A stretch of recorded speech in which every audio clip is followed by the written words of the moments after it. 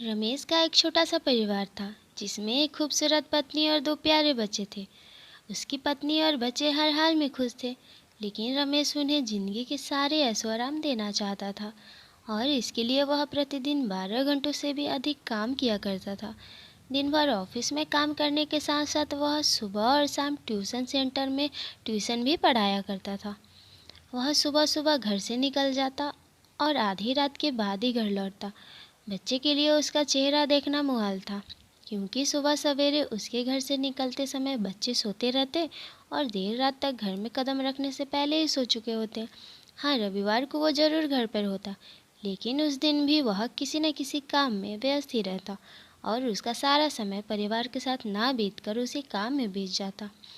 परिवार उसके लिए साथ क्वांटिटी टाइम बिताने का बस इंतज़ार ही करते रह जाते। पत्नी अक्सर उनसे कहा करती कि उसे घर पे वक्त देना चाहिए, बच्चे उसे बहुत मिस करते हैं। उस वक्त बस यही जवाब देता कि ये सब मैं तुम्हारे लिए तो कर रहा हूँ। बढ़ते घरेलू खर्च और स्कूल खर्च के लिए मेरा काम करना ज़रूरी है। मैं उन्हें एक अच्छी ज़िंदगी देना चाहता हूँ।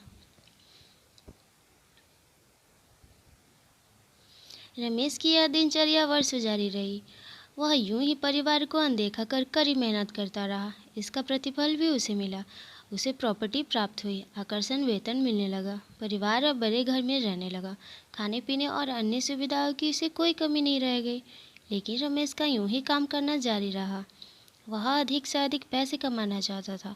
पत्नी पूछते कि आप पैसे के पीछे क्यों भाग रहे हैं, हमारे पास जो है हम उसमें खुश रह सकते हैं। तो इसका जवाब वह देता कि मैं तुम्हें और बच्चे को दुनिया जहाँ की सारी खुशी देना चाहता हूँ, बस कुछ साल और मुझे मेहनत करने दो। पत्नी चुप हो जाती। 2 साल और बीते। इन 2 सालों में रमेश मुश्किल अपने परिवार के साथ समय बिता पाता। बच्चे अपने पिता को देखते उससे बातें करने के लिए तरस गए थे। इस बीच एक दिन रमेश की किस्मत खुल गई। उसके दोस्त ने उसे अपने व्यवसाय में हिस्सेदारी पेशकश की और इस तरह रमेश एक व्यवसाय बन गया। व्यवसाय अच्छा निकला और रमेश को पैसे की कोई कमी नहीं रह गई थी। उसका परिवार अब शहर के सबसे अमीर परिवारों में से एक था। उसके पास सभी सुख सुविधाएं थे, लेकिन अपने बच्चे से मिलने का समय उसके पास अब भी नहीं था।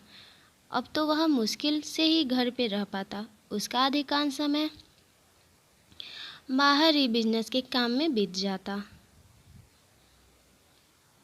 साल गुजरने के साथ उसके बच्चे बड़े हो गए। अब वे किशोरावस्था में पहुंच गए। रमेश ने इन साल में इतना पैसा कमा लिया था कि उसकी अगली 5 पीढ़ियां शानदार जीवन जी सकती थी। एक दिन रमेश के परिवार ने छुट्टी बिताने समुद्र स्थित अपने घर पर जाने की योजना बनाई। बेटी ने उनसे पूछा, पापा, क्या आप एक दिन हमारे साथ बिताएंगे? रमेश ने जवाब दिया, हाँ ज़रूर, कल तुम लोग जाओ, मैं कुछ काम निपटा दूँ, दिन में वहाँ पहुँचता हूँ। उसके बाद का मेरा पूरा समय तुम लोगों का है। पूरा परिवार बहुत खुश हो गया। वे समुद्र तट स्थित अपने घर पर चले गए। 2 मिनट बाद रमेश वहाँ पहुँचा, लेकिन उस दिन उसके साथ समय बिताने का कोई नहीं था। दुर्भाग्य से वे सभी उस दिन सुबह ही सुनामी में बह गए थे। रमेश अपनी पत्नी और बच्चे को कभी नहीं देख सकता था। करोड़ों की संपत्ति होने के बाद भी वह उनके साथ एक पल नहीं खरीद सका। वह पछताने लगा। पत्नी के कहे शब्द उसे याद आने लगे। आप पैसे के पीछे क्यों भाग रहे हैं? हमारे पास जो है हम उसमें खुश रह सकते हैं। सीख, पैसा सब कुछ नहीं है, इसलिए पैसे के लिए अपने परिवार को महत्व देना कम मत करें।